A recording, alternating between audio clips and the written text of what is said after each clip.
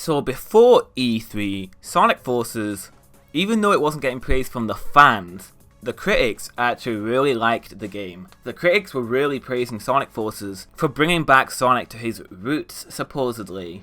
We never heard anything about Sonic Forces being bad before E3, and then even during E3, the critics weren't saying anything negative about the game. They were saying it was good and everything. But then, a couple of weeks after E3, that's when it all started. Sonic Forces got some really sudden hate. And a good example of this is the Nintendo Live video. This video just trashed the hell out of Sonic Forces. And this isn't the only thing. There's so many articles saying Sonic Forces is bad, Sonic Forces isn't going to be that great. And I just find this really weird. All of a sudden everyone hates Sonic Forces, but they praised it before? That's really weird. So in this video today, we're going to be discussing Sonic Forces and the critics, and why they've just suddenly turned on the game. So let's begin with this video. So something that is going to affect Sonic Forces is obviously Sonic Mania. Sonic Mania looks like every fan's dream of a Sonic the Hedgehog game. It's just getting so much praise, it's doing everything right, and this game is definitely going to overshadow Sonic Forces. Everyone is going to be comparing Sonic Forces to Sonic Mania. I even made a video myself on that, but when Sonic Forces is out, it's going to be compared to Sonic Mania so much, it's going to be like, Sonic Mania is a masterpiece, Sonic Forces pales in comparison. That's going to happen, and this is definitely going to affect, the review scores and everything.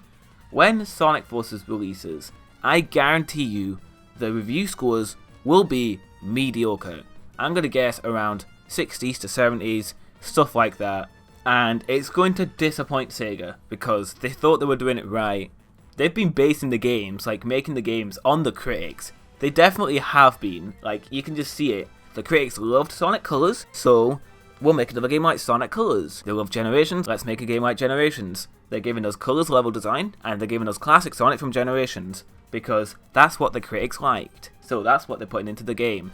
They're hoping to win the critics back with Sonic Forces, and if the review scores are mediocre, they're just going to be confused, and they're not going to know what to do. These mediocre review scores will probably affect the sales, because that always happens. Sonic Boom got terrible review scores. That game sold like absolute crap. Sonic Lost World sold mediocre, but it was on the Wii U, so I guess that makes sense, but the review scores were mediocre. Now, I'm not saying the review scores are going to affect the sales immensely, unless the review scores are really low, 30s and 2 out of 10s or stuff like that.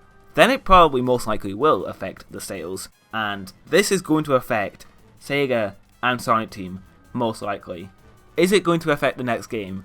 What will they do for the next game after getting these mediocre review scores?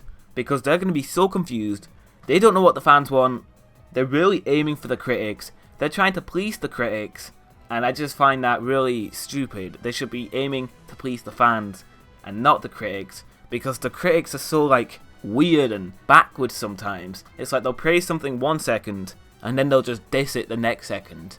And it's just super weird that Sega and Sonic Team would focus on pleasing them more than pleasing the actual fans themselves. There are glimpses of hope where they're trying to please the fans, like the tone of the game, vocal themes, and trying to incorporate the characters even though they're not playable. So I really do think Sonic Team need to forget about the critics for now and just aim on making a good Sonic game without trying to please every single critic in the world. Just aim on making a Sonic game that is good. That is all they need to do. Forget about the critics, Sega, and focus on making a good Sonic game. That is what they should do. So that is pretty much everything I have to say. The critics are just suddenly hating Sonic Forces. What's going to happen in the next coming months, I just don't know. So let me know what you guys think in the comments below. What do you think about the critics and Sonic Forces? Do you think they're backwards? Do you think they're justified? Let me know. Thank you for watching this video, and I'll definitely catch you all later.